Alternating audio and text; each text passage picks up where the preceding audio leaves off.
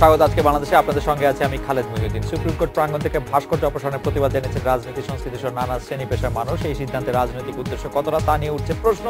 এসব নিয়ে আজকের আলোচনা বদলের দল। কথা বলতে স্টুডিওতে আছেন সুচিন্তা ফাউন্ডেশনের চেয়ারম্যান মোহাম্মদ আলী আরাফাত, আছেন ঢাকা বিশ্ববিদ্যালয়ের শিক্ষক ও গবেষক শামীম রেজা এবং গণস্বাগতি আন্দোলনের প্রধান সমন্বয়কারী জুনায়েদ সাকিব আছেন আমাদের সাথে। স্বাগত আপনাদের জনাব মোহাম্মদ আলী আরাফাত। আপনি আওয়ামী লীগের রাজনীতিতে কোনো বদল লক্ষ্য করেন কিনা? আদর্শের বদল, সুবিধাবাদের রাজনীতি, বা নাকি আওয়ামী লীগের রাজনীতি এরকমই ছিল? আচ্ছা, না, সুবিধাবাদের রাজনীতি বলতে কি, মানে অনেকে ধরেন বলে যে নির্বাচনমুখী হয়ে গেছে, নির্বাচনটাকে প্রাধান্য দিচ্ছে, ভোটের রাজনীতি। এই জিনিসটা নিয়ে আমার একটা বক্তব্য আছে যে আওয়ামী লীগ তো একটা পলিটিক্যাল পার্টি, ভোটের রাজনীতি করে, সেটা তো আঞ্জুমানে মহিদুল ইসলাম না, বা এটা সুচিন্তা ফাউন্ডেশন না। না, এখানেই আমি বিষয়টা হচ্ছে অবশ্যই আদর্শের রাজনীতি, আদর্শ না থাকে শুধু ভোটের রাজনীতি করলে কিন্তু আবার সেই দল মানে কোনো কাজে আসে না। কিন্তু প্রশ্নটা হচ্ছে যে আদর্শের রাজনীতি করবেন, কিন্তু আপনি যেহেতু শুধু একটা সামাজিক সংগঠন নন, আপনি যেহেতু শুধু সাংস্কৃতিক সংগঠন নন, আপনি রাজনৈতিক সংগঠন, কাজে ভোটের রাজনীতিটা আপনার মাথায় রাখতে হবে। এটাকে কমপ্লিটলি উড়িয়ে দিয়ে রাজনীতি করা আবার যাবে না, সেটা হচ্ছে আমার পয়েন্টটা। সেই জায়গা থেকে দাঁড়িয়ে যেটা হয়েছে যে আওয়ামী লীগ বদলেছে কিনা তার আগে আমি যেটা বলতে চাই, বাংলাদেশ কিন্তু অনেকখানি বদলেছে। আপনার ৭৫ পরবর্তী সময় বিভিন্ন সময় সামরিক শাসকদের শাসন আমলে যেভাবে আপনার সেকুলারিজমের বিপক্ষে র্যাডিক্যালাইজেশন হয়েছে, আপনার রাষ্ট্রীয়ভাবে এবং সামাজিকভাবে গ্রাসরুট পর্যন্ত, এবং রাষ্ট্রীয় অর্থ আপনার বিনিয়োগ করেই আপনার ঘটেছে যে র্যাডিক্যালাইজেশন। এবং আরেকটা যে ঘটনাটা ঘটে গেছে যেটা আমাদের অজান্তে, যে আমরা যে লেবার পাঠিয়েছি মিডল ইস্টের বিভিন্ন দেশে, তারা টাকা রেমিট করেছে, রেমিটেন্স নিয়ে আমরা অর্থনৈতিকভাবে লাভবান হয়েছি, কিন্তু তারা অনেকে যখন ফিরে এসেছে বিভিন্ন ধরনের আপনার ওহাবিজম বা এইসব মানে আইডিওলজিতে ইন্ডক্ট্রিনেটেড হয়ে ফিরে এসে তারা কিন্তু যে যার পাড়া মহল্লায় গ্রামে গঞ্জে আপনার এই জিনিসগুলো ছড়িয়েছে।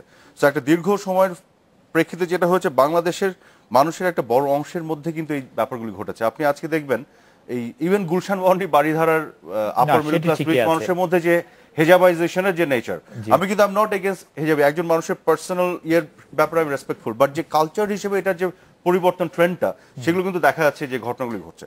তো সেই জায়গায় দাঁড়িয়ে আমি যেটা বলবো যে যেহেতু বাংলাদেশের একটা পরিবর্তন ঘটেছে, আওয়ামী লীগ একটা সেকুলার পলিটিক্যাল পার্টি হওয়া সত্ত্বেও এই পরিবর্তনের মধ্যে দাঁড়িয়ে তাকে ক্ষেত্র বিশেষে আপনার তার নীতি আদর্শ জায়গায় ঠিক থেকে হলেও ক্ষেত্র বিশেষে আপনার কিছু কিছু কৌশলগত কারণে কম্প্রোমাইজ হয়তো করতে হয়, যেহেতু সে ভোটের রাজনীতিও করে। ভোটের রাজনীতিই করে সেটি নয়, কিন্তু ভোটের রাজনীতি, নীতি আদর্শের মধ্যে কোনগুলিতে সে ঠিক আছে আর কোনগুলিতে সে কম্প্রোমাইজ করছে?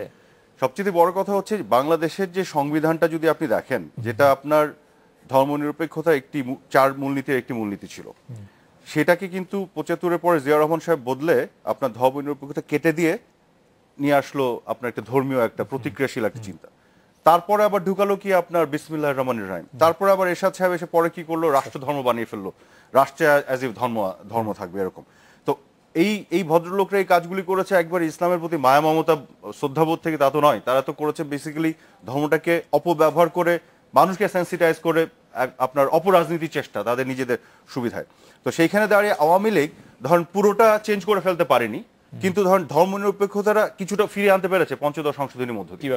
এই 4টা মূলনীতির একটি যেটি ধর্মনিরপেক্ষতা যেটি ছিল না, জিয়া রহমানের সময় কেটে দেওয়া হয়েছিল, সেটি কিন্তু পঞ্চদশ সংশোধনীর পরে ধর্মনিরপেক্ষতা প্রতিস্থাপন হয়েছে সংবিধানের মধ্যে। আচ্ছা, তো আমি বলছি যে আওয়ামী লীগ পুরোটা পারেনি অফকোর্স, কিন্তু কিছু কিছু মানে এই যে পরিবর্তিত বাংলাদেশের মধ্যে দাঁড়িয়ে এত দিন পরে এসে কিছু কিছু ধাক্কা দিয়ে কিছুটা পরিবর্তন ঘটেছে। মানে যতটুকু ভবিষ্যতে হয়তো আরো পরিবর্তনের রাস্তা উন্মোচিত হচ্ছে, যতটুকু তার নিজের সুবিধা ততটুকু সে করেছে, যতটুকু সম্ভব।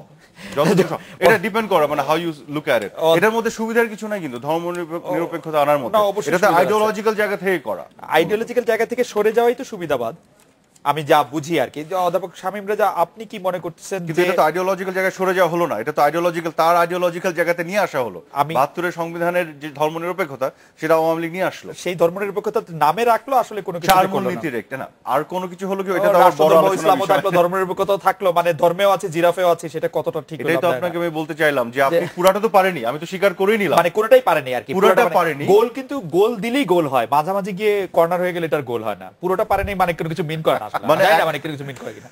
আমি আবার আসি, একটা সংবিধানের মধ্যে আপনি আচ্ছা অঙ্ক করে বলে দিই, ধরুন 3টা বৈশিষ্ট্য মানে কম্পোনেন্ট ছিল। একটা হচ্ছে আপনার ধর্মনিরপেক্ষতাকে কেটে দেওয়া হয়েছিল, প্রতিক্রিয়াশীল একটা কম্পোনেন্ট অ্যাড করা হয়েছিল, বিসমিল্লাহ ঢুকানো হয়েছে, আর রাষ্ট্র ধর্ম ইসলাম করা হয়েছে। আওয়ামী লীগ বিসমিল্লাহর ক্ষেত্রে কিছু করতে পারেনি, রাষ্ট্র ধর্মের ক্ষেত্রে পারেনি, কিন্তু ধর্মনিরপেক্ষতা পুনঃস্থাপন করেছে, এটারও কোনো ক্রেডিট দিবেন না আপনি। যে 1/3 তো পেরেছে, আপনি বলছেন এটা মানে জিরো, মানে আমি বলতে যাচ্ছি সেটা নয়। এই 1/3 হচ্ছে ফেস না ফাসাদ, মুখোশ আমি বরং বলবো। যাই হোক, সেটা তো ইন্টারপ্রিটেশনের ব্যাপার। না, এটা ইন্টারপ্রিটেশন না, আপনি ওইটাও রাখবেন, এটা কেমনে রাখবেন অধ্যাপক শামীম রাজা? আমি আপনি পারবেন না তো, পরিবর্তিত বাংলাদেশে পুরো চেঞ্জ করা সম্ভব নয়। আপনি তাহলে আর আলাদা আইডিয়োলজির কথা বললেন না অধ্যাপক শামীম রাজা। আমি আপনার কাছে আসতে চাই যে সরকারের অন্যতম শরিক ওয়ার্কার্স পার্টি কি বলছে সেইটা প্রতিবাদ জানি। মানে ওয়ার্কার্স পার্টি বলছে যে হেফাজত মৌলবাদীর কাছে নির্লজ্জ আত্মসমর্পণ করেছে সরকার। আমি যদি কোট করি, নির্লজ্জ আত্মসমর্পণ। এই ব্যাপারে আপনার বক্তব্য শুনবো, আর এর ধারাবাহিকতা আপনার কাছে একটু শুনতে চাই। হ্যাঁ, এখন সরকারের সঙ্গে যারা আছেন, যাদের মধ্যে কেউ কেউ হয়তো এখনো ধর্মনিরপেক্ষতার কথা ভাবেন বা মনে করেন যে এই দলগুলো থেকে আমাদের সুবিধা না নেওয়াটা উচিত, আমি যদি এইভাবেই ব্যাপারটা দেখি, কারণ এটা তো এক ধরনের আপনি বলা চলে যে রাজনৈতিকভাবে ব্যবহার করে আমি কতটুকু কৌশলগত, যেটা আরাফাত বললেন যে এটা কৌশলগত ব্যবহার। এখন ব্যবহার কৌশলগত হোক আর অকৌশলগত হোক, একটা সুবিধা তো রাজনৈতিক দল তার পায়। তো সরকার নিশ্চয়ই তার একটা সুবিধা পাচ্ছেন, অন্তত তাদেরকে চাপে রাখা যাচ্ছে, হাতে রাখা যাচ্ছে। বা যদি সরকারের দৃষ্টিভঙ্গিটা বুঝে থাকে, বিষয়টা এরকম যে ওরা আরো অনেক জিনিস করতো, সেটা অন্তত কিছুটা নিয়ন্ত্রণ করে অল্পের মধ্যে রাখা গেল, ব্যাপারটা এরকম। তো যে কথা আপনি বলছিলেন যে কোয়ালিশনের মধ্যে যারা দুই একজন আছেন ব্যক্তি পর্যায়ে মনে করেন যে কাজটা ঠিক হয়নি, তারাই প্রতিবাদ করছেন, কিন্তু কোয়ালিশনের বড় যারা শরিক তাদের তো এই ব্যাপার নিয়ে খুব একটা মাথা ব্যথা নেই। জাতীয় পার্টি আছে, জাতীয় পার্টি নিজের রাষ্ট্রধর্ম করেছে এবং একই রকম ভাবে ধর্মগোষ্ঠীগুলোকে তার শাসনে মূলসে ব্যবহার করেছে, অতএব তার সেখানে নতুন করে বলবার তেমন কিছু নেই, অতএব তার তো বলবার কিছু নেই।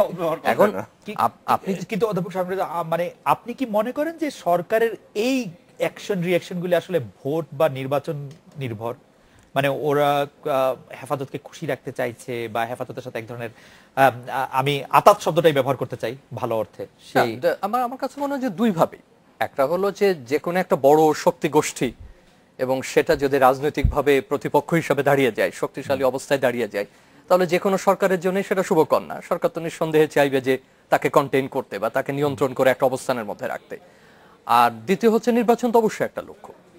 এখন যদি অন্য ধর্মগোষ্ঠীগুলোর যে জোট ছিল বা যাদের যে সমর্থন ছিল, যদি বলি বিএনপির প্রতি বা অন্যান্য দলগুলোর প্রতি, এখন নির্বাচনে যদি বিএনপি আসে ধরে নিই, এবং তাদের ভাষায় যদি হয় সেই রকম পরিবেশ যেরকম তারা চান যদি তৈরি হয় বা সেরকম একটা অবস্থান তারা পান, তো সেক্ষেত্রে তো একটা বড় ফ্যাক্টর ধর্মগোষ্ঠীগুলোর একটা এক ধরনের সমর্থন সেখানে। অথবা সরাসরি ধর্মীয় গোষ্ঠী করেন না কিন্তু সমর্থন আছে, কারণ সবাই যে একেবারে দলের মেম্বারশিপ নিয়ে দল করেন তা তো না, বিপুল জনগোষ্ঠী তার সমর্থন থাকতে পারে। কওমি মাদ্রাসার সবাই যে একেবারে আনুষ্ঠানিক মেম্বার তা তো না, কিন্তু বিপুল একটা সমর্থন গোষ্ঠী সেখানে আছে। অতএব একদিকে যদি তাদেরকে ঠিক রাখা যায়, মানে সরকার কিছুটা চাপে বা নিয়ন্ত্রণ, এবং অন্যদিকে যদি আপনি মনে করেন যে আগামী নির্বাচনে যদি ধরে নি অন্য দলগুলো, কত রকম গোষ্ঠীকে সরকার আসলে একই রকম রাখতে চাইবে, সেই জায়গাটায় বড় প্রশ্ন। মানে যেই যদি তার মানে মাসল দেখাতে পারবে তার সাথে সরকারের, আমি ওই জায়গাটা আপনি আমি এই আওয়ামী লীগ সরকারকে কতটা এরকম বিশ্বাসী করবো যে আওয়ামী লীগ জামায়াতে ইসলামীর সঙ্গে এরকম একটা করবে? এই প্রশ্নটা শুনতে আপনি করছিলেন যে আমার মানে পুরনো তো আমরা অনেক কিছু দেখেছি, কিন্তু যদি সামনের দিকে এখন চিন্তা করেন তাহলে আবার পুরনো রেফারেন্স টানতে হয়। আমরা যে ধর্মনিরপেক্ষ একটা সংবিধান তৈরি করেছিলাম, একটা অবস্থান তৈরি করেছিলাম, সঙ্গত তার সঙ্গে তো সাংস্কৃতিক আন্দোলনের কোনো যোগাযোগ ছিল না। রাজনীতিগুলো সেই জিনিস কিন্তু প্রতিফলিত করেনি। আমরা সংবিধান করেছিলাম খুব বড় মাপের, যেখানে আমরা ধর্মনিরপেক্ষতা বা সাম্প্রদায়িকতা চিন্তা করেছিলাম, কিন্তু সেই সমান্তরালের কিন্তু রাজনীতি এগোয়নি, সেই সমান্তরালের সাংস্কৃতিক আন্দোলনগুলো এগোয়নি। যে কারণে আপনি দেখবেন যে, যেটা আমি গত অনুষ্ঠানে আপনার বলেছিলাম, যে প্রথম কম্প্রোমাইজটা হয়েছিল কিন্তু মাদ্রাসার কি পড়ানো হবে বা না হবে নিয়ে। বলা হলো যে ধর্ম শিক্ষা আমরা পড়াবো না, আমরা নীতি শিক্ষা পাঠ করবো, ক্ষুদ্র কমিশন বলছে। আর সেখানে বলা হলো যে না, যদি আপনারা এটা রাজি হন তাহলে মাদ্রাসারা রাজি হয়েছে যে তারা বাংলা পড়বে। তার মানে স্বাধীন রাষ্ট্রে আমার প্রথম শুরু করতে হচ্ছে যে বাংলা পড়ানোটাও একটা বড় ধরনের ব্যাপার, স্বাধীন রাষ্ট্রের যে মূল ভাষাটা। তো এই যে কম্প্রোমাইজ, আপনি সেই কম্প্রোমাইজ সফট হোক আর কম্প্রোমাইজটা হার্ড হোক, ধরেন সেখানে কিন্তু ভোটের কোনো বিষয় ছিল না, ওইটা দিয়ে যে বঙ্গবন্ধু সরকার ভোট কি পেতেন না পেতেন সেটা বড় কথা না, কিন্তু এই ধরনের ছাড়গুলো কি লাভটা হয়েছে? বঙ্গবন্ধু হত্যাকাণ্ডের পরে কি এই গোষ্ঠীগুলো দাঁড়িয়েছে? আমরা তো প্রাথমিক শিক্ষায় বাজেট দিতে পারিনি, কিন্তু মাদ্রাসা শিক্ষায় বাজেট দিয়েছিলাম। আওয়ামী লীগ সরকার যে বাজেট ঘোষণা করেছিল সেটা দেওয়ারও তার ক্ষমতা ছিল না, সেই সময় একটা ঘোষণা ছিল, কিন্তু সেই বাজেট যারা ছিলেন, সেই সুবিধাভোগী যারা ছিলেন, তারা কি ৭৫ পরবর্তীতে দাঁড়িয়েছিলেন? দাঁড়াননি। কিন্তু আবার একই রকম ভাবে যে গোষ্ঠীগুলোকে বিভিন্ন সময় আমরা সুবিধা দিয়েছি। আমার এই বক্তব্যের সামারিটা এরকম হলো যে আমরা আজকে যাদেরকে দুধ সর ঘি খাওয়াচ্ছি, তারা আসলে কোনোভাবেই পরবর্তীতে আওয়ামী লীগের বৃহত্তর এজেন্ডার সঙ্গে দাঁড়াবেন না। কিন্তু আমি আপনার কাছে আবার পরে আসবো। আপনি বলছেন যে কোন একটা নির্দিষ্ট গোষ্ঠীকে দুধ সর ঘি আমরা খাওয়াচ্ছি, কিন্তু আমার কাছে তো মনে হয় যে বাংলাদেশের অধিকাংশ মানুষের মনোভাবকেই ধারণ করতে চাইছেন শেখ হাসিনা। না, মানুষের অধিকাংশ মানুষই তাই মনে করেন, সেজন্য একজন রাষ্ট্রনায়ক হিসেবে তিনি তাই। এখন দেখুন, এখন প্রধানমন্ত্রী কি ভাবেন ব্যক্তিগতভাবে সেটা হয়তো আমরা প্রকাশ্যে নাই আলোচনা করলাম, সেটা তো আমাদের বোঝার কথা না। কিন্তু আমরা মানে এটি নিয়ে আপনার কাছে আবার একটু আসি, আপনার মানে আমি এক মিনিটে শেষ করি। কিন্তু একটা জিনিস হলো যে ধরেন এখানে হেফাজতকে দিয়ে কিংবা অন্য যে ইসলামী শাসনতন্ত্র আন্দোলনকে দিয়ে তো আমি পুরো বাংলাদেশের ধর্ম মানুষের মুখপাত্র হিসেবে তাদেরকে ভাববো কি? হ্যাঁ, হেফাজতের চিন্তাই তো বাংলাদেশের মানুষের চিন্তা। প্রধানমন্ত্রী শেখ হাসিনার চিন্তা থেকে তাই বোঝা যায়। এখন দেখেন রাষ্ট্রের হয়তো বেগম জিয়ার চিন্তা থেকে তাই বোঝা যায়। হেফাজতের চিন্তা যদি মানে ওই মুক্তি সরানোর ব্যাপারে হেফাজত দাবি তুলেছে, প্রধানমন্ত্রী বলেছেন তারও এটি ভালো লাগেনি, বেগম জিয়া নিয়ে কোনো কথা বলেননি। তার মানে হেফাজতের চিন্তাই তো আসলে সবারই চিন্তা না, সেটা কিন্তু মনে না। কারণ এখন বেগম জিয়া যদি মনে করেন তার দল যদি মনে করেন ঠিক আছে মূর্তি সরিয়েছে ভালো কথা, আমার এটা নিয়ে কোনো ঝামেলা করতে হলো না, মানে আমার গোষ্ঠী আমার জায়গাতে আছে, সেটা তার রাজনৈতিক ভোটের চিন্তা। বেশিরভাগ মানুষের চিন্তা তো তাই। কিন্তু বেশিরভাগ আমার মনে হয় যে এটা বলা যাবে না যে 16 কোটি মানুষের এটা ঠিক যে আমাদের একটা সমস্যা আছে। মোতাহার হোসেনের কথা বলতে হবে যে এটা যদিও খুব হয়তো পরিশীলিত মনে হবে না যে যার সংস্কৃতি নাই, নতুন করে যাপিত জীবনের কিছু নাই, ধর্মই তার কাছে সংস্কৃতি। এখন আমাদের এমন একটা অবস্থা চলে আসছে যে ধর্মের আচরণটাই আমার কাছে সাংস্কৃতিক। আমার মনে হয় যে সংস্কৃতি বলে আলাদা কোনো আচরণ আছে কিনা সেটা আলাদা একটা তর্ক করতে পারে। আমি একটু আসি আপনার কাছে, আবার আসি আমি একটু জোনায়েদ সাকিবকে শুনতে হবে। সাকিব ভাই, আপনি কি মনে করেন যে হেফাজতের এই মূর্তি সরানো সংক্রান্ত পাঠ্য বইয়ের যে পরিবর্তনের যে চিন্তা, সেটা বেশিরভাগ মানুষের চিন্তাই তাই না? সেই কারণে সরকার সেটি মানে, বিরোধী দল সেটির প্রতিবাদ করে না, আপনারা সেটি মেনে যান, আমরা সেটি মানি, বেশিরভাগ মানুষের চিন্তাই তো তাই। ধন্যবাদ আপনাকে। আসলে অনেক জটিল ইস্যু আপনি সামনে আনছেন, অনেকগুলো বিষয়ের প্রসঙ্গ, এবং তার মধ্যে ধর্ম, সংস্কৃতি, আমাদের রাষ্ট্র, সংবিধান, আইন এবং সর্বোপরি গণতান্ত্রিক একটা ব্যবস্থা। এখন এর মধ্যে ধরেন এই সংক্ষিপ্ত সময়ে সবগুলো বিষয়ের কথা বলা যাবে না। আমি আপনার কথার উত্তরে চাইতে যে প্রসঙ্গটা নিয়ে আজকে আলোচনা হচ্ছে, প্রথমত ভাস্কর্যের ব্যাপারে। ভাস্কর্য একটা গুরুত্বপূর্ণ শিল্প মাধ্যম এবং আমি এটার পক্ষে। এবং নিঃসন্দেহে একটা দেশে যখন ভাস্কর্য হয়, প্রত্যেকটা দেশেই এই ধরনের ভাস্কর্যের একটা রীতি আছে, এবং যেমন অন্যান্য শিল্প মাধ্যম আছে, সেই ভাস্কর্যটা কিন্তু সেই দেশের ঐতিহ্য, সেই দেশের সংস্কৃতির ধারাবাহিকতাতে নির্মিত হয়।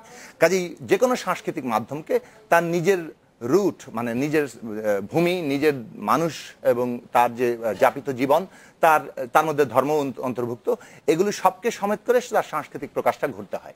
এখন সেই সাংস্কৃতিক প্রকাশের বিষয়গুলো নিয়ে চিন্তা করা দরকার। আমাদের এখানে ভাস্কর্য, অনেক গুরুত্বপূর্ণ ভাস্কর্য তৈরি হয়েছে যেগুলো আন্তর্জাতিক মানের কাছাকাছি, এবং সেগুলো নিয়ে আমরা গর্ব করি। কিন্তু আবার অনেকগুলো ভাস্কর্য হচ্ছে রাস্তার মোড়ে মোড়ে আমরা দেখতে পাচ্ছি, এবং সেগুলো অনেক ক্ষেত্রে দেখা যাচ্ছে একই ব্যক্তির ক্ষেত্রে হচ্ছে। কি প্রক্রিয়া এটা হচ্ছে সেই বিষয়টা একটা গুরুত্বপূর্ণ প্রশ্ন। কেননা রাস্তার মোড়ে মোড়ে এটা একটা পাবলিক জায়গা, এবং সেইখানে বাংলাদেশের একটা ভাস্কর্য তৈরি হবে, সেইটার ক্ষেত্রে বাংলাদেশের যে মানে একেবারে দক্ষ, যোগ্য, আন্তর্জাতিক মানের শিল্পীরা আছেন, তাদের নিয়ে কোনো পরিচালনা বোর্ড আছে কিনা, তারা সেগুলোর মান দেখছেন কিনা, সেটা বিভিন্নভাবে বিভিন্ন প্রতিভাকে কিংবা সৃজনশীলতাকে এক জায়গায় করা হচ্ছে কিনা, সেগুলো গুরুত্বপূর্ণ প্রশ্ন। এইগুলো কি খুব ব্যুরোক্রেটিক কাজে হচ্ছে, এবং মানুষের কোনো অন্তর্ভুক্তি ছাড়া, শিল্পী সমাজেরও অন্তর্ভুক্তি ছাড়া এগুলো যে হচ্ছে, এই নিয়ে কিন্তু শিল্পী সমাজকে অনেক আগে থেকে আমরা কথা বলতে দেখেছি, আমরাও কম বেশি নিয়ে কথা বলেছি। এই প্রশ্নটাকে এড়িয়ে যাওয়ার কোনো উপায় নেই। দ্বিতীয় প্রশ্ন হচ্ছে যে হাইকোর্টের মতো একটা গুরুত্বপূর্ণ জায়গায়, সুপ্রিম কোর্ট বাংলাদেশের জাতীয় একটা প্রতিষ্ঠান, এবং সেইখানে একটা তার পাশে আবার ঈদগাহ আছে, যে সেইখানে যে ভাস্কর্যের মতো একটা জিনিস হতে যাচ্ছে, সেটা কি আমরা জানতাম? আমরা কতজন সেটা জানতাম যতক্ষণ না পর্যন্ত এটা উঠছে? সরকার কি জানতো? তাহলে কিভাবে পুরো জিনিসটা আসলো?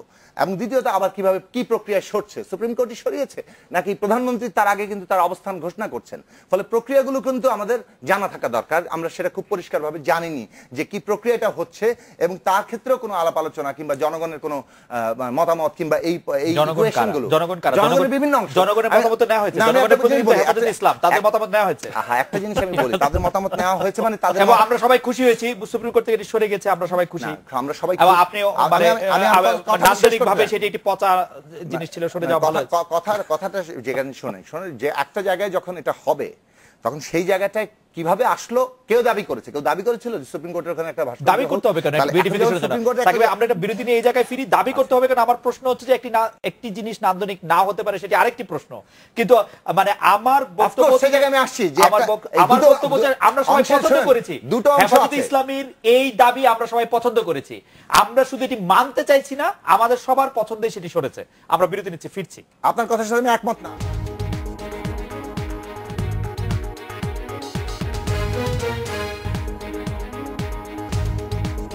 ফিরে এলাম আজকে বাংলাদেশে। বিরতির আগে যেটি বলছিলাম যে হেফাজতি বাংলাদেশে অধিকাংশ মানুষের মন মানসিকতা ধারণ করছে, আপনি বলছেন আপনি তার বিরোধিতা করছেন। আমি বিরোধিতা করছি।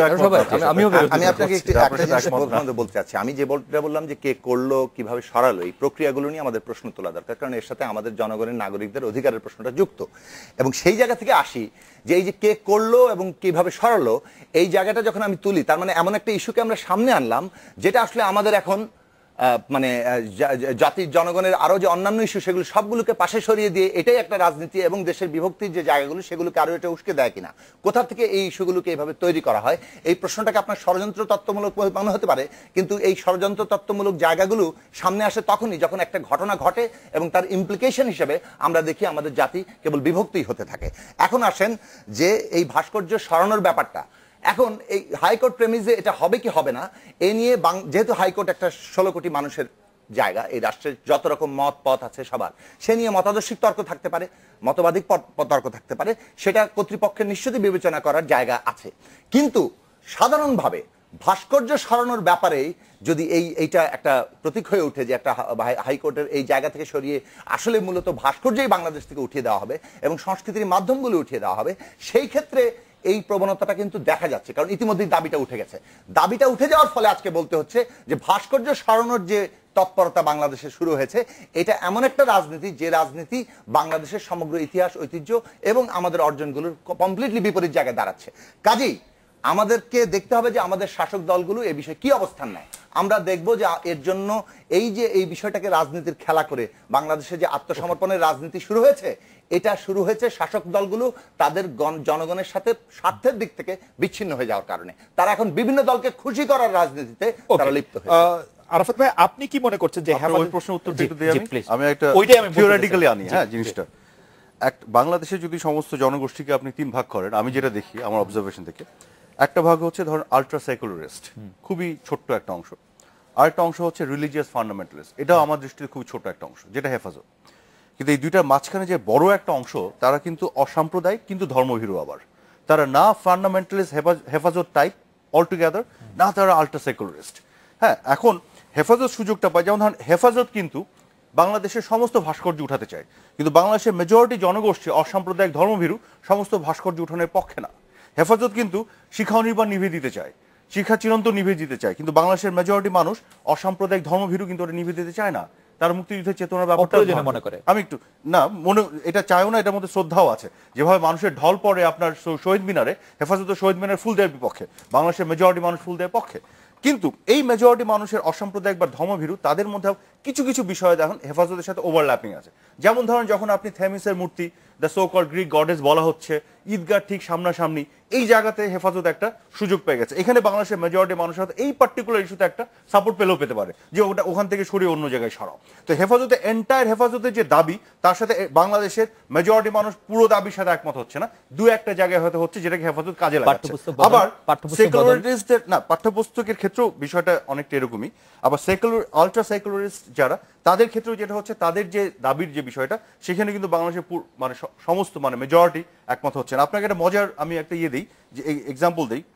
আপনি দেখবেন, আমি সেদিন একটা টেলিভিশন শোতে ছিলাম, যারা ধরেন একেবারে বিরোধিতা তো অনেকেই করছে এটা রিমুভালে, কিন্তু যারা ধরেন রাস্তায় নেমে গেছে, ওখানে পুলিশের সাথে ফাইট করছে, তারা তো এক্সট্রিম লেভেলে বিরোধিতাটা করছেন, তার মানে তাদের প্যাশনটা বেশি ন্যাচুরালি। আবার যারা ধরেন হেফাজতের মধ্যে নেমে গেছে, এটাকে সরাতেই হবে, তাদেরও তো প্যাশনটা বেশি। কেউ ঘরে বসে মনে করছে সরানো উচিত, আর যে রাস্তায় নেমেছে দুজনের প্যাশনের ডিফারেন্স আছে। তো আমি বলছি এক্সট্রিমলি প্যাশনেট দুই পক্ষের মধ্যে, দুই পক্ষ কিন্তু প্রধানমন্ত্রীকে আপনার এখানে ধন্যবাদ দিচ্ছে, একজন ধন্যবাদ দিচ্ছে, একজন দোষ দিচ্ছে। কিন্তু মজার ব্যাপার হচ্ছে, আবার আওয়ামী লীগ বলছে যে না, এটা তো সুপ্রিম কোর্টের অথরিটি, এটা তো গভর্নমেন্টের কাজ না। বিএনপিও একই কথা বলছে, এটা সুপ্রিম কোর্টের চিফ জাস্টিসের গভর্নমেন্টের কাজ না। এখানে আওয়ামী লীগ বিএনপির মধ্যে একটা সিমিলারিটি দেখা গেছে। আবার যারা যে প্যাশনেট যে দুইটা পক্ষ গ্রুপ, যে রিমুভালের পক্ষে এবং বিপক্ষে, তারা দুজনই আবার প্রধানমন্ত্রীকে দায়ী করছে, তাদের মধ্যে সিমিলারিটি দেখা যাচ্ছে। মাঝখানে মানুষগুলো কিন্তু আলাদা। সো আমরা এই যে কেস বাই কেস আপনাকে দেখতে হবে মেজরিটি মানুষ কোন দিকে। অধ্যাপক শামীম রেজা, আপনি কি মনে করেন? না, আমি ওই আগে আপনার আগের অবস্থানে যাই যে কেন বেশিরভাগ লোক এটা প্রতিনিধিত্ব করে না, তার একটা আমরা মানে 3 জনের কেন, আপনি সহ 4 জনের একটা অভিজ্ঞতার কথা বলি। আমরা দীর্ঘ সময় পর্যন্ত, আপনার মনে আছে, শুনেছি কোন গোষ্ঠীর কাছ থেকে শহীদ মিনার ফুল দেওয়া পূজা। আমরা পুরো শিক্ষার্থী জীবন শুনেছি। তাতে কি কোন এলাকায় শুনেছেন কেউ তারা বলেছে গিয়ে শহীদ মিনার ভেঙে দিয়ে আসো? ওটা হলো একটা গোষ্ঠী আমাদেরকে বলতো। আচ্ছা, তারপরে তারা সবসময় বলতো এরকম কি যে মসজিদের কাছাকাছি সিনেমা হল রাখা যাবে না। আপনি কয়টা সিনেমা হল ভাঙতে দেখেছেন বাংলাদেশে? যে চলমল সিনেমাটা ভেঙে দিয়ে আসি, কালী পূজা, দুর্গা পূজা আমাদের দেশে প্রচুর হয়েছে। আপনি কয়টা উদাহরণ দিতে পারবেন? এখন থেকে আমি পুরোনো সময় যাচ্ছি, 2 দশক 3 দশক আগে, যে কালী পূজা হতে দেবো না, এটা হতে দেবো না। যাত্রা শিল্প নিজের কারণেই ধ্বংস হয়েছে, কিন্তু একসময় যাত্রা শিল্প করতে দেওয়া হয়নি কোনো কোনো জায়গায়, যে এটা করতে দেওয়া যাবে না। কিংবা আপনার একসময় হাউজি জুয়া খেলা হতো, এই ব্যাপারে মানুষের প্রতিবাদ ছিল যে এগুলো করা যাবে না। এখন দেখেন এই যে অনুভূতিগুলোর কথা বলছি, এটা কখনো ডিসকোর্স আকারে আসেনি, এগুলো কখনো পলিটিক্যাল ডিসকোর্স হয়নি, এগুলো কোনো পলিটিক্যাল এজেন্ডা হয়নি। আপনাকে বলেছে, আপনি মেনেছেন অথবা আপনি মানেননি। আবার আপনি কোনো না কোনো সংগঠনের সঙ্গে শহীদ মিনারে গেছেন, যাত্রা দেখতে গেছেন, সিনেমা হলে গেছেন, সবকিছুই সমান্তরালে চলেছে। যিনি বিশ্বাস করবার তিনি করেছেন, যিনি গ্রহণ করবার তিনি করেছেন, যিনি না করবার তিনি করেননি। কিন্তু সেটা হেফাজতের মতো কেউ এজেন্ডা সেট করেনি, বা জামাতের মতো কেউ এজেন্ডা সেট করেনি, কি ইসলামী শাসনতন্ত্র আন্দোলনের মতো কেউ এজেন্ডা সেট করে দেয়নি। সমস্যাটা ওই জায়গায়। এই কারণে আমি মনে করি যে মানুষের আবেগ থাকতে পারে। ধরেন একজন মানুষ মনে মনে চিন্তা করছে যে ঠিক আছে মূর্তি একটা না বানালে ভালো হতো, সে আপনাকে এসে কিন্তু আওয়ামী লীগ বা বিএনপির কাছে ধর্ণা দিচ্ছে না যে এটা রাখা যাবে কি যাবে না। এইটা যাদের মাধ্যমে বাস্তবায়িত হচ্ছে, সমস্যাটা তাদেরকে নিয়ে। এখন আজকে অন্যান্য যেসব দলগুলোর কথা বললেন, আমরা তাদের ব্যাকগ্রাউন্ড বলেছে প্রত্যেকে, এটা জাতীয় পার্টির কোনো মাথা ব্যথা না, এটা বিএনপির কোনো মাথা ব্যথা না, অন্য গোষ্ঠীগুলোর কোনো মাথা ব্যথা না। এখন যেহেতু একটা গোষ্ঠী উঠে যাচ্ছে মাঝে, সরকার আছে, সরকার তো অবশ্যই ইলেকশন এজেন্ডা আছে, সরকার তো অবশ্যই অন্যান্য এজেন্ডা থাকবে, তাই না? বিএনপি তো বলছে না, বিএনপি হয়তো উল্টো হবে, এই ক্রেডিট আবার আওয়ামী লীগ পেয়ে গেল কিনা, কারণ তারা পুরো ক্রেডিট খুব স্বাভাবিক, সেটা তাদের নেতাদের বিবৃতি থেকেই বোঝা যাচ্ছে যে ক্রেডিটটা আবার শেখ হাসিনার দিকে না যায়, ক্রেডিটটা যেন মোটামুটি কোর্টের উপরে। যে কারণে খালেদা, আমি মনে করি যে যেটা আরাফাত বলছিলেন, যদি সেটা একটু সম্প্রসারণ করি এইভাবে, যে মৌলবাদী একটা গোষ্ঠী আছে, সেটাও যেমন বড় না, আবার একেবারে খুব আল্ট্রা একেবারে একটা মডেল প্রতিষ্ঠাই করতে হবে সেকুলার, সেটাও খুব বড় না। কিন্তু যে জিনিসটা হচ্ছে মধ্যবর্তী যে গোষ্ঠীগুলো আছে, আমার কাছে যেটা ভীতির মনে হয়, সেই গোষ্ঠীর জন্য কোনো ইনসেন্টিভ প্যাকেজ নাই। যে গোষ্ঠীগুলো এই ভালো শিক্ষাটা দিতে পারতো, এই মধ্যম পন্থার অবলম্বন করতে পারতো না, তাদের জন্য আমার খুব জানতে ইচ্ছে করে আমরা কি এগুলি আসলে মুখস্থ কথা বলি? আমাদের কাছে কি কোনো গবেষণা আছে যে মধ্যের কোনো গোষ্ঠী বলে আসলে কি আছে কিনা? মানে এইগুলি না না দেখেন, আমরা কারণ আমরা দেখতে পাচ্ছি দেশটা আসলে ধীরে ধীরে যে পরিবর্তনের কথা শুরু আপনারা বলছেন, তাহলে দেখেন আমরা কি আসলে কোনো আমরা যে উদাহরণগুলো দিলাম, তারা কারা ছিল? যারা সিনেমা হল ভাঙতে যায়নি, যারা কালী পূজা ভাঙতে যায়নি, যারা দুর্গা পূজা ভাঙতে যায়নি, যারা শহীদ মিনার ভাঙতে যায়নি, এরকম সংখ্যাতে 10 কোটি। আপনি যত সহজে বলছেন যে কালী পূজা ভাঙতে যায়নি, কিন্তু আবার আপনার উদাহরণগুলো এবং কালী পূজার সংখ্যা কমেছে, সেটা অনেক কারণে কমেছে। সেটা কখন? ইয়াদের সংখ্যা কমেছে, সিনেমা হলের সংখ্যা কমেছে। না না, আমি সেটা বলছি, মাদ্রাসার সংখ্যা বেড়েছে। কখন রামুতে ঘটনা ঘটে, যখন এর পলিটিক্যাল ইকোনমি তৈরি হয়, কখন হিন্দুকে তার ইসে আঘাত করা হয়, সেটা যখন সে রাজনৈতিক সমর্থন সেখানে পায়। এখন আপনি দেখেন, আমি আরো খুব দ্রুত কয়েকটা উদাহরণ দিই, আমাদের শহরের উদাহরণগুলো দিই। আপনি যখন বললেন যে কিভাবে নির্ধারণ করি, অপরাজেয় বাংলা যখন চূড়ান্তভাবে 79 সালে উন্মুক্ত করা হয়, তার আগে যে একটা গোষ্ঠী ভাঙতে এসেছিল, সেটা কতজন হবে? এর আগে দুরন্ত ভাস্কর্য রাতে অন্ধকারে গায়েব হয়ে গেল, সেটা কারা করেছিল? লালন ভাস্কর্য কি পুরো বাংলাদেশ থেকে ধর্মবীর লোকেরা এসেছিল যে চলো যে আমরা সেখানে ভাঙতে যাই? কিংবা ধরেন আলী রিয়াজ একটা ভাস্কর্যের কথা বলছেন জিপিওর সামনে, আমারও স্মরণে আসছে না, সেটাও নাকি রাতের অন্ধকারে গায়েব হয়েছে। আমরা বলছি যে এটা দেখে আমাদের তো একটা পর্যবেক্ষণ আছে, আমরা তো একটা ধারণা করতে পারি। আমার মনে হয় যে ওই গোষ্ঠীটাই বড়। আমার মনে হয় যে আপনি ঠিক আছে, সেই ধারণা আমি একটু 10 সেকেন্ড খালি একটা কথা বলি। এই যে মাঝখানে গোষ্ঠী যেটা বললাম, এটা একটা অবজারভেশন, অ্যানেকডোটাল, অনেক রিসার্চ অভিজ্ঞতা থেকে বলছি, এটা হয়তো সলিড রিসার্চ নাই।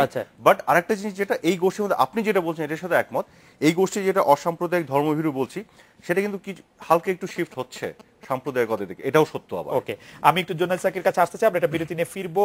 এই ভাস্কর্যের জায়গা বদল, সামনে থেকে পেছনে নেওয়া এবং 3 দিন 4 দিনের লোকজনের আন্দোলন এবং বন্দী হওয়া বা খুশি হওয়া, সেটার রাজনৈতিক কোনো তাৎপর্য রয়েছে কিনা, এবং আপনার কাছে আমি একটু আশা করবো একজন রাজনৈতিকবিদের পাশাপাশি রাজনৈতিক বিশ্লেষক হিসেবে, জামাত ইসলামী এবং বিএনপি যে নিয়ে আসলে কোনো কথাই বলতে চাইলো না, এইটা সরানো উচিত কি? কেন বিএনপি তো বললো না, এটা সুপ্রিম কোর্টের ক্রেডিট দিয়েছে, সেটা আমি বলছি। আপনার একবার স্পষ্টভাবে রুহুল কবির রিজভী বলেছে বাংলাদেশের মানুষের সেন্টিমেন্টকে ধারণ করে তাদের প্রতি শ্রদ্ধা দেখিয়ে এটা করেছে এবং অ্যাপ্রিশিয়েট করেছে, ধন্যবাদ জানিয়েছে সুপ্রিম কোর্ট। আমি রাজনৈতিক তাৎপর্যটা একটু আপনার কাছে শুনতে চাই, আমরা এটা বিরোধী ফিরে থাকি ভাই, আমরা এটা রাজনৈতিক তাৎপর্যটা একটু শুনতে চাই।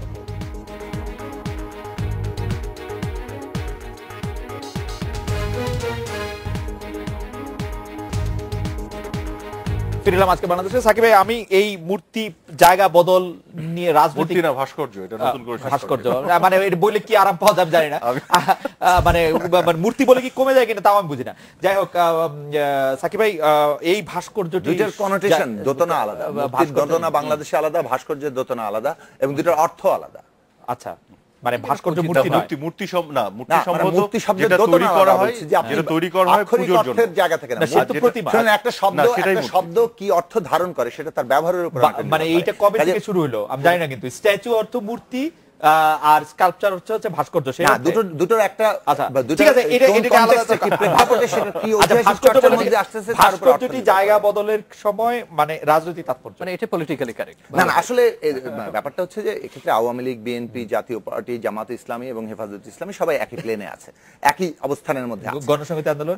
আমাদের বক্তব্যটা যে জায়গায় ছিল যে আমরা বাংলাদেশের প্রেক্ষাপটটা কি তৈরি করলাম। আপনি যে শিক্ষার কথা বললেন না, তো আমাদের ধরুন প্রথম কথা উনি বললেন ধর্মনিরপেক্ষতা উনি ফিরিয়ে নিয়ে আসছেন, কিন্তু রাষ্ট্রধর্ম ইসলাম, বিসমিল্লাহির রহমানির রহিম থেকে শুরু করে যা যা চেঞ্জেস আনা হয়েছিল সবই কিন্তু বহাল আছে। ফলে কোনটা আসলে কার্যত আর কোনটা অলংকারিক এটা এখন আমাদের বিচারের বিষয় এবং আপনি সেটা বলেও দিয়েছেন। এখন সেই জায়গা থেকে আমরা আসি যে আমরা এই যে মানে বাস্তবত ধর্মনিরপেক্ষতাকে আলংকারিক করলাম, বাকি সব জিনিসটাই ধর্মীয় জায়গাগুলি প্রধান হয়ে উঠলো। আপনি দেখুন ধর্মনিরপেক্ষতার জায়গাটা ছিলটা কি, যে রাষ্ট্র ধর্ম এই দুটা আলাদা জায়গায় থাকবে, এই অর্থে যে রাষ্ট্রকে নিজেকে রাষ্ট্র হিসেবে জাহির করবে, মানুষকে ধর্মের বিচারে বিভক্ত করবে না, নাগরিক হিসেবে ট্রিট করবে, সে হিন্দু হোক মুসলমান হোক।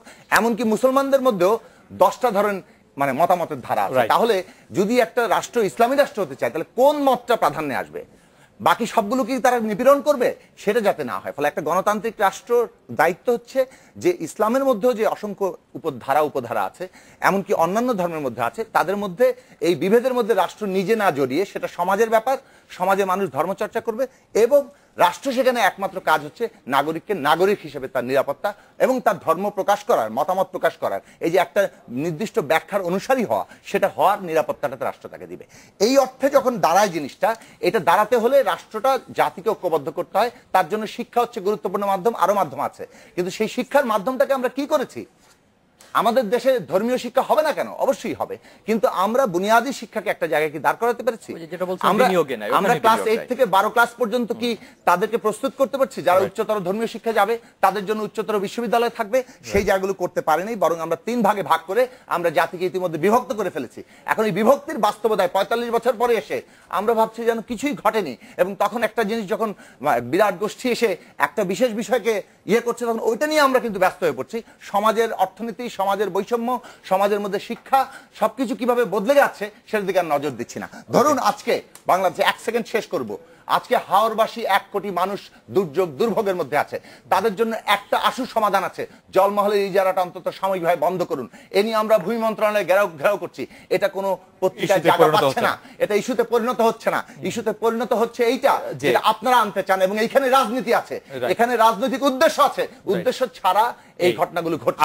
আমরা মিডিয়ার জন্য দায়ী বটেই, আমরা কি এজেন্ডা সেট করি সেটা নিয়ে একটি প্রশ্ন আমি দুটি উদ্ধৃতি করতে চাই মূর্তি আর ভাস্কর্য নিয়ে। যখন কথাটা আওয়ামী লীগের সাধারণ সম্পাদক ওবায়দুল কাদের বলছেন আদালতের সিদ্ধান্তটি ভাস্কর্যটি সেখানে সরিয়ে নেওয়া হয়েছে, আইনমন্ত্রী বলছেন আমার কাছে মনে হয় সেটি কোনো মূর্তি ছিল না, এই মূর্তিটা সরিয়ে বরং ইসলাম সহ অন্যান্য ধর্মের প্রতি সম্মান করা হয়েছে। আওয়ামী লীগের মন্ত্রীরা কিভাবে কথা বলবেন, তার জন্য কোনো একটা কোঅর্ডিনেশন সেল থাকা প্রয়োজন নাকি আছে নাকি ডেমোক্রেসিতে এটা পসিবল না।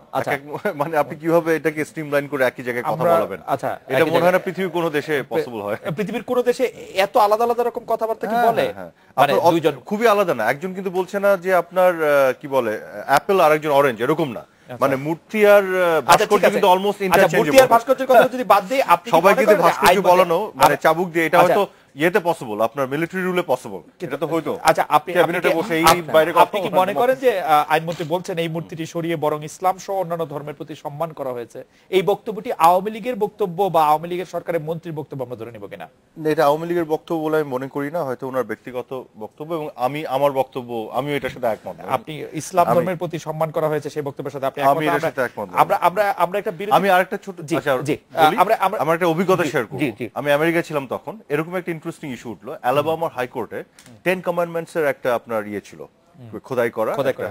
তো ওইটানে সেকুলারিস্ট যারা তারা দাবি তুললো যে এটা তো একটা ধর্মীয় একটা কম্পোনেন্ট, এটা কেন কোর্টে থাকবে, এটা তো সবাই শেয়ার করে সেকুলার একটা প্রতিষ্ঠানে। তারপরে এই দাবি প্রেক্ষিতে একটা আন্দোলনের মতন হলো ছোটখাটো, তারপরে কোর্টেই আপনার এটা বিচার তোলা হলো কি ইভেন্চুয়ালি ওদের আমি ফাইটটা দেখেছি, মানে ডিবেটটা দেখেছি, সেকুলারিস্ট আর যারা ফান্ডামেন্টালিস্ট খ্রিস্টান, তাদের খ্রিস্টানরা চাচ্ছিল এটা থাকবে আর সেকুলারিস্টরা চাচ্ছে এটা থাকবে না। ইভেনচুয়ালি ভার্ডিক্টটা আসলো যে না, এটাকে অপসারিত করা হবে, কারণ এটা আসলে সেকুলার একটা প্রতিষ্ঠানে থাকবে না। তো আমাদের এখানে ঠিক উল্টোভাবে আরেকটি ঘটনা ঘটলো দেখলাম, কোর্টের প্রেমিসের মধ্যে, মানে সেকুলার একটি সিম্বল থাকবে কি থাকবে না, বা যাই হোক এটাকে একবারে ধরা হচ্ছে একটি ধর্মবিরোধী একটি সিম্বল এরকম চিন্তা করা হচ্ছে এবং এটাকে অপসারণ করা হলো কোর্টের অথরিটির মধ্য দিয়ে। তো এটার মধ্যে আমরা মনে হয় একটু চিন্তা করার একটা সুযোগ আছে দুটো উদাহরণের মধ্যে আসলে ব্যাপারটা কি ঘটলো। অতএব শামীম, আমি গণযোগাযোগ সাংবাদিকতা বিষয়ের একজন অধ্যাপক হিসেবে আপনার কাছে জানতে চাইবো যে সাকিব ভাই এজেন্ডা সেটিং এর প্রশ্ন তুলেন, এজেন্ডা সেটিং মিডিয়ার বিরুদ্ধে বা মিডিয়ার পক্ষে সবসময় একটি বড় কথা। এখানে কি আপনার কাছে মনে হচ্ছে, আমরা একটা বিরতি নিয়ে ফিরবো অবশ্যই, এখানে কি আপনার কাছে মনে হচ্ছে যে মিডিয়া আসলে ইচ্ছা করে হাওরের থেকে চোখ সরাচ্ছে বা অন্য ঘটনা থেকে চোখ সরাচ্ছে, যে ষড়যন্ত্র তত্ত্বের কথা সাকিব ভাই অন্য প্রসঙ্গেও বলেছেন? আমরা একটা বিরতি নিয়ে ফিরছি আপনার কাছে।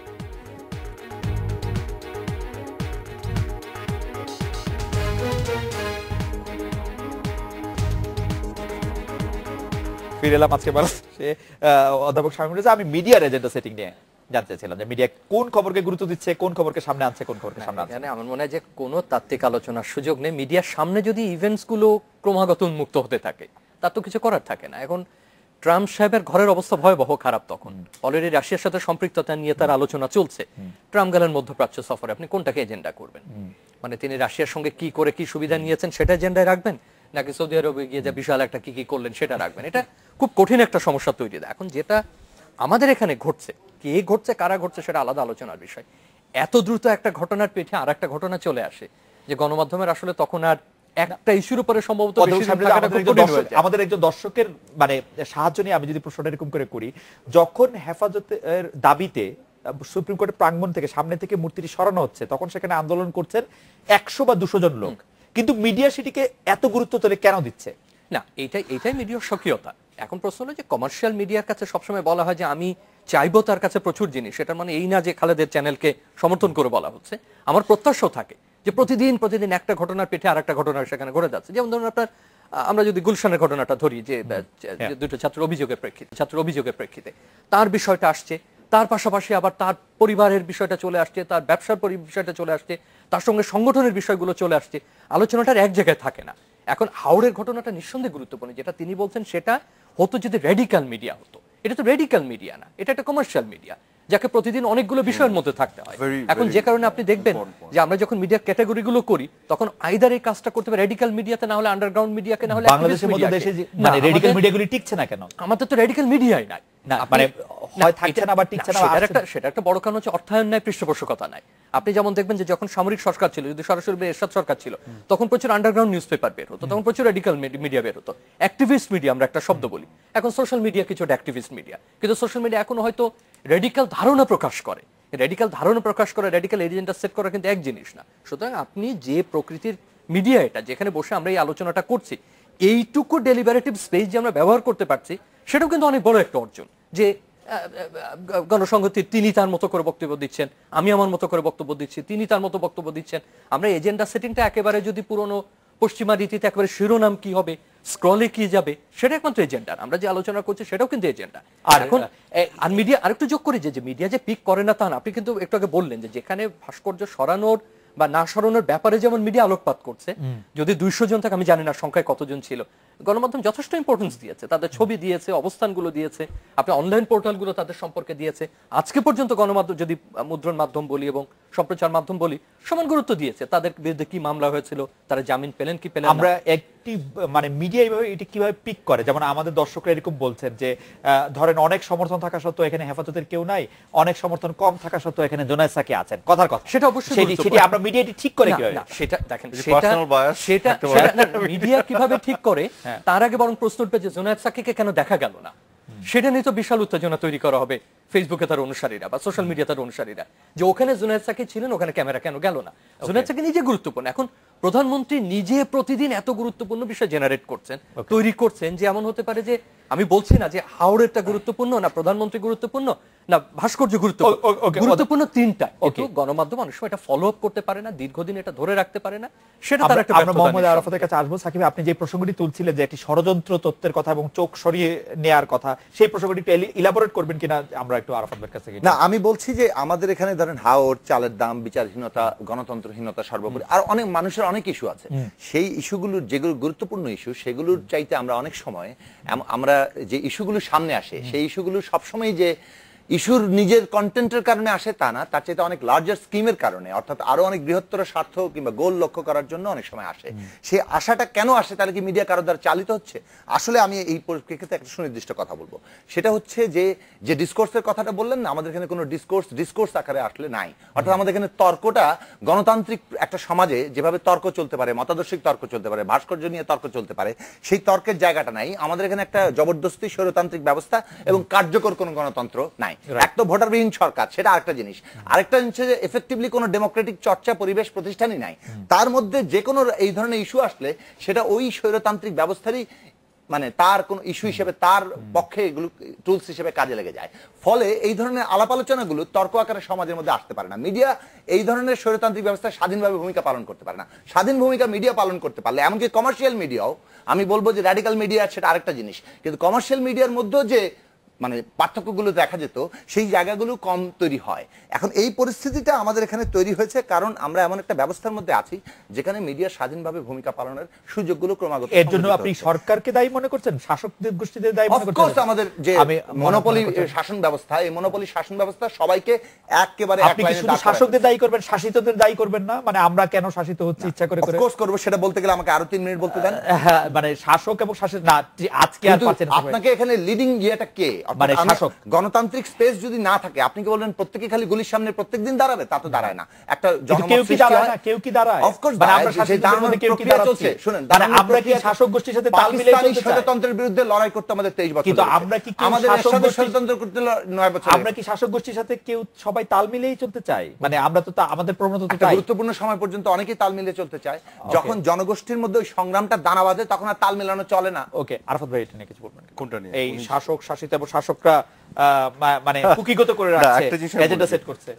যেটা মানে সাকিব ভাই যেটা বললেন যে স্বৈরতান্ত্রিক ব্যবস্থার মধ্যে মানে ভোটারবিহীন সরকার, যে বিষয়টি উনি বললেন, আমার কথা হচ্ছে যে একটা সরকার ধরেন 40% ভোট পেয়ে বিএনপি জামাতের শত বিরোধিতা এবং বাধা সত্ত্বেও ক্ষমতায় এসছে।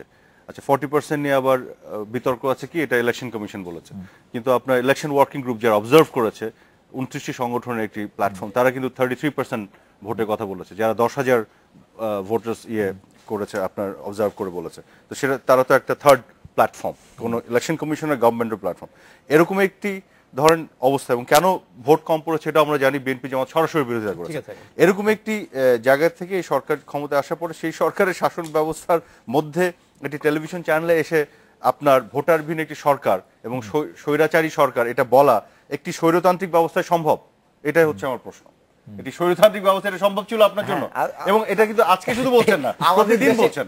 এবং মজার কথা হচ্ছে, আমার সময় একটু শেষ করি, এবং অনেক সময় এমনও হয়েছে অনেক এই স্বৈরতান্ত্রিক ব্যবস্থার মধ্যে অনেক স্বৈরতান্ত্রিক মিডিয়াতে আমি যে দেখেছি 3 জন মিলে বসেছি, 2 জন কিন্তু সরকারকে স্বৈরাচার বলছে, আমাকে তারা বোঝার চেষ্টা করতে হচ্ছে কেন বলছে, এবং মেজরিটি অফ দ্য সময় নিয়ে যে স্বৈরাচার বলছে। তো আমি তো বুঝতে পারছি না এটা স্বৈরতান্ত্রিক ব্যবস্থার মধ্যে এটা কিভাবে সম্ভব। আপনি স্বৈরতান্ত্রিক ব্যবস্থা তাহলে দেখেনি? আপনি যান পৃথিবীর অন্যান্য জায়গায় যেখানে জেনুইনলি স্বৈরতান্ত্রিক ব্যবস্থা আছে, যেমন উত্তর কোরিয়া, আপনি উত্তর কোরিয়াতে যে মানে আওয়ামী লীগের উত্তর কোরিয়াকে উদাহরণ মানতে হবে, আওয়ামী লীগকে উত্তর কোরিয়াকে উদাহরণ মানতে হবে না। আপনি যদি স্বৈরতান্ত্রিক ব্যবস্থা বলেন, তো যেটা স্বৈরতান্ত্রিক ব্যবস্থা সেটা কিন্তু উদাহরণ হিসেবে আনতে হবে। এক মিনিট আমার সময়ই নাই, মানে উনি তো যেভাবে বলছেন তাতে তো মনে হচ্ছে বাংলাদেশ উত্তর কোরিয়া।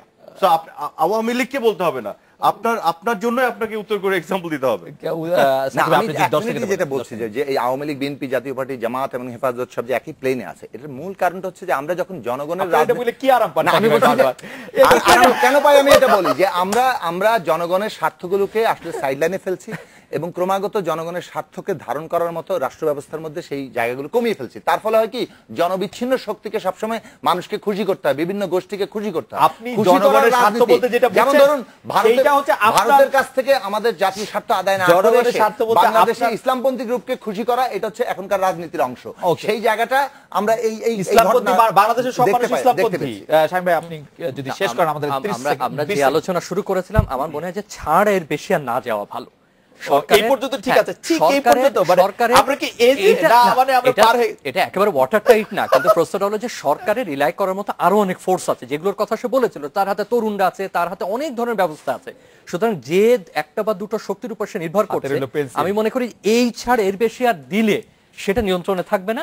আর আমাদের সোসাইটিতে ভাই থিওসফিক্যাল ডিবেটের কোনো জায়গা নেই, সংস্কৃতি পর্যন্ত মৌলিক বিষয়গুলোতে হাত না দিলে আমরা এই কেবল উপরতলার রাজনৈতিক সংঘাত দিয়ে আমরা খুব বেশি উপরতলার রাজনৈতিক সংঘাত দিয়ে আমরা দেশকে বিভক্ত করছি। আমরা মৌলিকভাবে গণতান্ত্রিক পথে অগ্রসর হতে চাই কিনা, মুক্তিযুদ্ধের আকাঙ্ক্ষা নিয়ে বাংলাদেশকে গড়তে চাই কিনা, সেটা খুব গুরুত্বপূর্ণ। আমার সাজেশন হচ্ছে ধর্মনিরপেক্ষতা আমরা উপর থেকেই চাপিয়ে দিচ্ছি, আমরা ধর্মনিরপেক্ষ হতে চাই না।